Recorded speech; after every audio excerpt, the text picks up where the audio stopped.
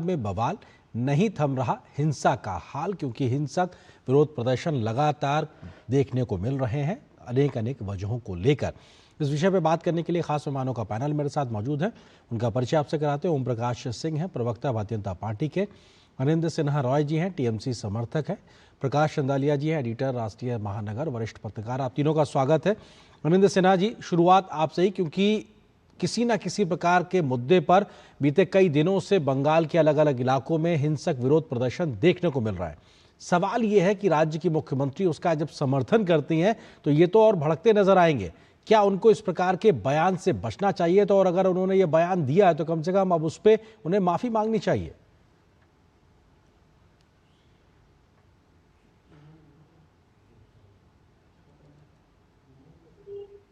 आनंद जी, संभवतः आप म्यूट पे हैं, अनम्यूट कीजिए प्लीज। हाँ, सुनाई दे रहा है जी, अभी आपकी आवाज आ रही है, अपनी बात रखें आप। हाँ, पहले ये हम लोग को सोचना चाहिए ये दंगा क्यों हुआ, पहले ये सोचना चाहिए। आज एक अलाउद्दीन शेख बोल के एक लेबर, उनको बांग्ला बोलने से उनको मार दिया गया। ये पहली बार नहीं है। बांग्ला बोलने से महाराष्ट्र, उड़ीसा, बिहार, तरह तरह के जगह पे बंगाली बोलने से फायर देता है बांग्लादेशी, और उसको मारो, उसको भेज दो। सोनाली बीवी बोल के एक प्रेग्नेंट महिला को, जो इंडियन है, उसको बांग्लादेशी बोल के बांग्लादेश में फेंक दिया था। फिर उसको वापस लेके आया, सुप्रीम कोर्ट ने जब बोला कि लेके आया। आज अलाउद्दीन शेख को, उनका उम्र है 36 ईयर्स, उनको मार दिया गया बंगाली बोलने के लिए। और शेख सहीउल्लाह, वो जोगीराज में, उत्तर प्रदेश में, उनको भी मारा दिया गया।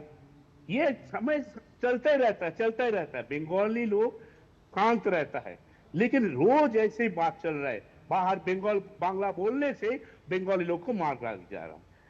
जब उसका डेड बॉडी इधर आया तब जनता ने, कोई पार्टी वार्टी नहीं है, जनता ने बोला ऐसे नहीं चलेगा। कैसी बात है? फिर नहीं आनंद जी, आप जो बात कह रहे हैं इसमें कोई दो राय नहीं कि एक भी व्यक्ति के साथ इस प्रकार का कहीं देश में भी अगर ऐसे हुआ तो ये गलत है, ये बिल्कुल नहीं होना चाहिए। जनता का रोष समझ में आता है। बात मुख्यमंत्री के उस प्रकार के जो बीते दिनों एसआईआर के खिलाफ हिंसा हुई और अभी जो हिंसा हो रही उसके समर्थन में बयान देने को लेकर है। वो तो राज्य के मुखिया है ना, उनको तो कम से कम इस बात में आगे बढ़ के आना चाहिए ना कि साहब हिंसा ना भड़कने पाए। बात वो है, सवाल वो है। ये ज्यादातर झूठ है जी। ममता बनर्जी जी एक बार भी बोला नहीं कि दंगा फसाद करो। ममता बनर्जी बोल रहे आप लोग शांत रहिए, आप लोग दंगा फसाद में मत करिए। ममता दीदी ने ये कहा कि मैं क्या कर सकती हूँ, उन्होंने शुक्रवार के घटना के बारे में कहा कि मैं क्या कर सकती हूँ, जुमे का दिन है, वो लोग इकट्ठा होते हैं तो मैं क्या कर सकती हूँ। राज्य की मुख्यमंत्री इतनी असहाय नहीं हो सकती सर, राज्य की मुख्यमंत्री इतनी असहाय नहीं हो सकती कि वो कहे कि मैं क्या कर सकती हूँ। जी, बंगाल का मुख्यमंत्री असहाय नहीं है। बंगाल एक मुख्यमंत्री है जो बीजेपी के रुक रहे हैं, जो घुसपैठी बोल के जो आया। आज देखा प्रधानमंत्री जी घुसपैठी बोल के जा गया। घुसपैठी कहां से आ रहा है? सेंट्रल गवर्नमेंट का, बीएसएफ सेंट्रल गवर्नमेंट का, और मोदी जी यहाँ घुसपैठिया बोलते जा रहे हैं। छोड़ दीजिए, ममता बनर्जी कभी बोला नहीं कि आप दंगा फसाद करो।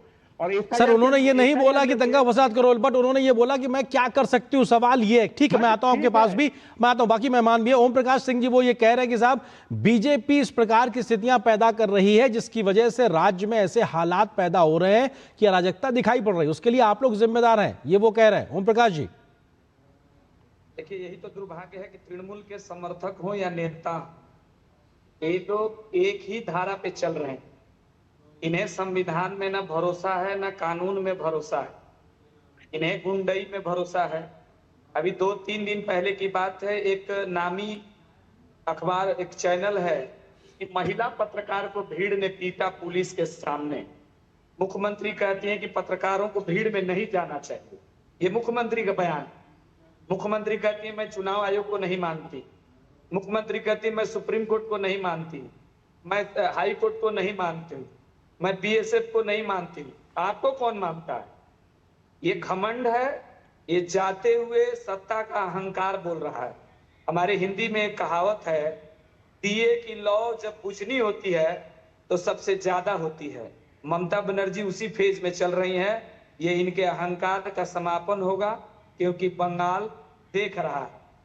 जहां देखिए नहीं असुविधा है, ओम प्रकाश जी, कानूनी वो ये कह रहे हैं कि प्रक्रिया का आप लोग पालन हो। लगातार घुसपैठियों की बात करते हैं, लेकिन बीएसएफ और राज्य की सीमा आपके हवाले है। कितने अभी तक आप लोगों ने पकड़े हैं घुसपैठी, कितनों को बाहर किया, ये सब जानकारी आप देते नहीं, लेकिन एक राजनीतिक आरोप लगाते हैं। वो ये आप पे आरोप लगा रहे हैं। तो दे रहे हैं, हमें जानकारी है सर। हम्म। पूरे देश हाँ। में एकमात्र पश्चिम बंगाल ही है जिसकी सबसे ज्यादा सीमा बांग्लादेश से लगी है, और एकमात्र पश्चिम बंगाल है जहां ममता बनर्जी ने बीएसएफ को परमिशन नहीं दिया है कि जो कंक्रीट का बाड़ लगाया जाए। पूरे देश में राजस्थान में लग चुका है, गुजरात में लग चुका है, पंजाब में भी लग चुका है। हमारी सरकार नहीं है, ममता बनर्जी नहीं दे रही। गृह मंत्री जी ने खुद बयान दिया है, सभी चैनलों पे है, लिखित कितनी बार पत्र दी गई है। और बॉर्डर पर बीएसएफ खड़ी होती है, लेकिन उनका आधार कार्ड कौन बना रहा है? तृणमूल। उनके वोटर कार्ड कौन बना रहा है? तृणमूल के पंचायत के नेता पकड़े गए हैं, तृणमूल के बीडीओ ऑफिस में उनके आधार कार्ड बन रहे हैं, वोटर कार्ड बन रहा है।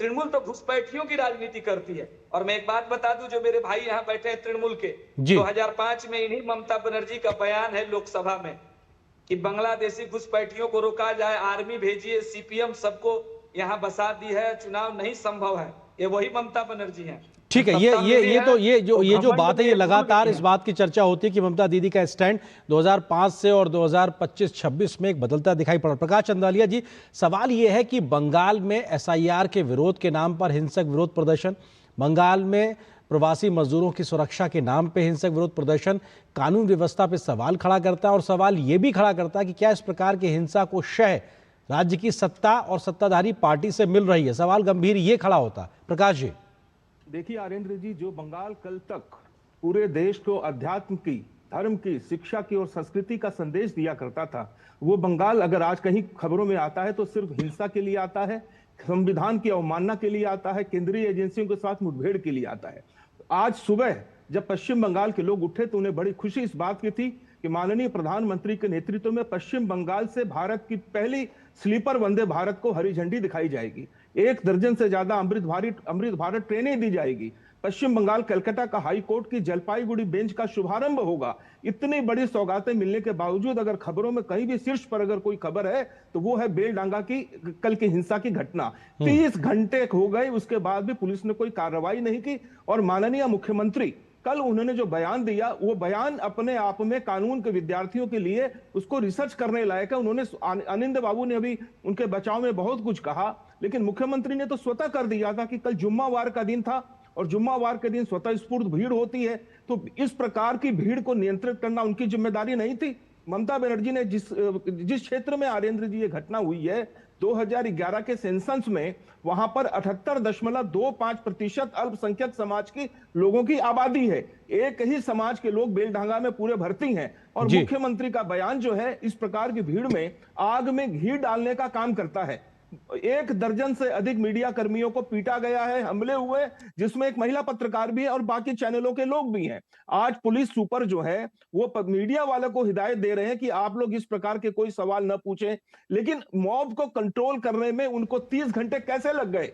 इस प्रकार की जो खबरें होती हैं बंगाल में चुनाव में, अभी तो मान लीजिए फिर भी 3 महीने बाकी हैं, लेकिन इन 3 महीनों में अगर अभी से इस प्रकार की चीजें होंगी तो बंगाल कब तक ये दुर्दिनों से गुजरता रहेगा?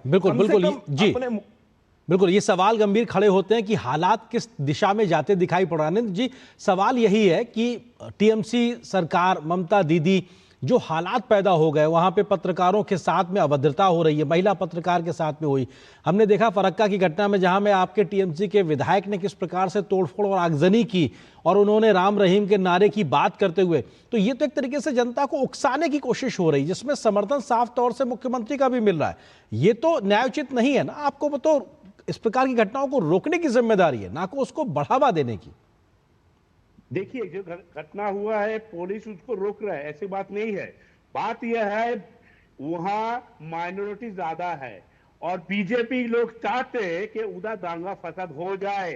पहले वो लोग कहते थे कि सबका साथ सबका विकास, फिर उसके बाद बंगाल में कुछ नहीं कर पाए, उनका एमपी घटते गया, 18 से 12 हो गया। फिर बोल रहा है जो हमारा साथ था उनके साथ। और आप विश्वास कीजिए, ऑपोजिशन लीडर शुभेंदु अधिकारी जो भाजपा का है, उन्होंने कह रहा है कि मुसलमान एमएलए को उठा के गंगा में फेंक देंगे। ये सब बातें करते हैं सब लोग। अब लोग भड़क रहे हैं, तो कोशिश कर रहे हैं, एकदम अभी कंट्रोल विद इन कंट्रोल में है, लेकिन ये सब बात करना मुमकिन नहीं है, तो भाजपा के लोग ही करते हैं। और देखिए पश्चिम बंगाल ऐसे एक जगह है, एनसीआरबी रिपोर्ट में कलकत्ता सबसे सेफेस्ट प्लेस है, यहाँ दंगा फसाद नहीं होता है, लेकिन भाजपा के कुछ लोग ऐसे ऐसे बातें करते हैं जैसे उनको चाहते हैं कि ये दंगा फसाद लगे। तो सर आप लोग कार्रवाई क्यों नहीं कर रहे हैं? अगर बीजेपी के लोग गलत बयानी कर रहे हैं, राज्य का माहौल खराब कर रहे हैं, तो आप लोग कार्रवाई कीजिए। कानून व्यवस्था आपके हाथ में, क्यों नहीं कार्रवाई कर रहे हैं आप लोग? जी जरूर हम करते हैं। तो बीजेपी के जो बोल रहे हैं भैया, बोल रहे हैं कि संविधान मानते हैं बीजेपी, हमको सुन के हंस लगा। संविधान बीजेपी मानता है, हाँ, हिंदू हिंदू भाई भाई, ये संविधान में लिखा है। आप लोग मुसलमान एकदम लिखा है। ये सुनिए ना। ओम प्रकाश जी एक सेकंड, ओम प्रकाश जी एक सेकंड, ओम प्रकाश जी मैं आ रहा हूं आपके पास, जी सुन लीजिए। हाँ जल्दी से अनिंदर जी। हाँ जल्दी बता रहा हूँ। ये देश एक हिंदू का जितना है, मुसलमान का उतना है, क्रिश्चियन का उतना है, बौद्ध का उतना है। ये सब बातें मत कीजिए कि हिंदू हिंदू भाई भाई, हम लोग सभी इसका भाई है। लेकिन सर आप भी अनिंदर जी, लेकिन आप भी उस संविधान को कहां मान रहे हैं? फेडरल स्ट्रक्चर पे हमला करते हुए ममता दीदी केंद्रीय एजेंसियों की कार्रवाई में रोड़ा अटकाती है, सुप्रीम कोर्ट उनको नोटिस दे देती है, अब उनको जवाब देना है 2 सप्ताह में, उसके भी 2 दिन हो गए, अभी 2 सप्ताह में 2 दिन निकल भी गए, तो आप भी तो उसका उतना सम्मान कहां कर रहे हैं? सवाल आप पे भी खड़ा होता है। ठीक है, मैं आगे बढ़ता हूं। ओम प्रकाश जी वो ये कह रहे हैं कि साहब आप कहने के लिए भले ही कहते हैं, लेकिन आप खुद उस काम को नहीं करते, संविधान को नहीं मानते, उन बातों को नहीं मानते, और राज्य के हालात को खराब करने में आपके बड़े नेताओं के बयान भड़काने का काम कर रहे हैं, वो आप पे आरोप लगा रहे हैं। ओम प्रकाश सिंह जी देखिए, सबसे बड़ी बात है कि आपके चैनल पे ये जो तृणमूल के समर्थक हैं, कम से कम 3 बार बोल चुके हैं। जब बोलने जा रहे हैं तो बोल रहे हैं कि वो माइनॉरिटी एरिया है। ये क्या है? हमने कहा क्या कि ये हिंदू एरिया है? इससे बड़ी सांप्रदायिकता कुछ होती है?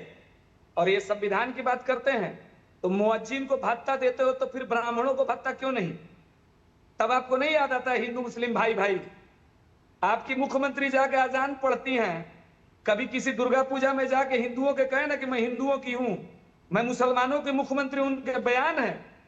अभी ये जब से बैठे हैं प्रवक्ता बार बार बोल रहे हैं माइनॉरिटी एरिया है, वो माइनॉरिटी एरिया है, माइनॉरिटी ज्यादा है, तो क्या करें? वहां आग लगा दोगे? यही तो कर रहे हो आप लोग, आग लगा दोगे। ये सब ममता बनर्जी आग से खेल रही है सत्ता के लिए, लेकिन बंगाल के लोग जागरूक हैं, इनकी विदाई तय है। बंगाल के लोग जाग चुके हैं और ममता बनर्जी के इस कुकृत्य का जवाब दिया जाएगा। संवैधानिक संस्थाओं का जितना अपमान आज बंगाल में हो रहा है, पूरे देश में कहीं नहीं होता। जो मैं दुर्भाग्यपूर्ण मैं बात कह रहा हूं, जो बांग्लादेश में हो रहा है वही पश्चिम बंगाल में हो रहा है। वहां का लोकसभा नहीं मानते, वहां की पार्लियामेंट खत्म, वहां के हुड़दंगई सुप्रीम कोर्ट को नहीं मानते हैं, वहां के जो मॉब वाले लोग हैं राष्ट्रपति को नहीं मानते हैं। ठीक उसी तरह ममता बनर्जी और तृणमूल बंगाल में ना आरपीएफ मानती है, ना बीएसएफ मानती है, ना आर्मी मानती है, ना कोर्ट मानती है, ना इलेक्शन कमीशन मानती है। लेकिन ये ज्यादा दिन नहीं रहेगा। ठीक है प्रकाश चंदालिया जी, सवाल ये है कि ये जो ठीक है माइनॉरिटी एरिया, ठीक है ओम प्रकाश जी, ठीक है एक सेकंड जी प्रकाश जी, सवाल ये है कि जो मौजूदा सूरत हाल बंगाल के हैं, अगर सियासी तौर पे देखें तो ये जो अब सड़क पे अराजकता है, ये किस ओर ज्यादा दिखाई पड़ रहा है? बंगाल को किधर ले जाएगी ये अराजकता? देखिए अरेंद्र जी, ये निर्भर करता है कि ऊपर लेवल के नेता किस प्रकार का आचरण करते हैं। ममता बनर्जी के आचरण को सबने देखा है। मैं छोटी सी बात कहूंगा, कुछ वर्ष पहले का उनका आधिकारिक बयान है कि अल्पसंख्यक, अभी जो टीएमसी के प्रवक्ता है वो भी अल्पसंख्यक समुदाय की बात कर रहे थे। अल्पसंख्यक समुदाय ममता बनर्जी की दुखती हुई नब्ज है। कुछ वर्ष पहले ममता बनर्जी ने कहा था कि अल्पसंख्यक समाज को संबोधित करते हुए कि वो दूध देने वाली गाय है और जरूरत पड़ने पर उनकी लात सहन करनी पड़ेगी। आप 4 लड़के, पिछले चुनाव की बात है, 4 लड़के खड़े होकर के रास्ते पर जय श्री राम बोलते होते हैं। ममता बनर्जी का काफिला गुजरता है, ममता बनर्जी गाड़ी से उतरती हैं और उन पर फत्तियां कसती हैं और जय श्री राम के बारे में गंदी टिप्पणी करती हैं। इस्लाम धर्म के लोगों के मंच पर खड़े होकर के हिंदू धर्म को गंदा धर्म बतलाती हैं। तारकेश्वर धाम यहाँ का बहुत बड़ा धाम है, वहां की जो डेवलपमेंट की जो बोर्ड है, उसका जो चीफ है वो एक मुसलमान को बना देती हैं। इस प्रकार की बहुत सारी चीजें हैं जो ममता बनर्जी करती है। एक और ताजी बात मैं आज जोड़ना चाहूंगा अरिंद्र जी, ओम प्रकाश जी भी अधिवक्ता है, जाने माने अधिवक्ता है। आज आपने देखा होगा सामान्य शिष्टाचार कम से कम केंद्रीय व्यक्तित्व के साथ में आपको दिखाना चाहिए, जी। यह अपेक्षित रहता है।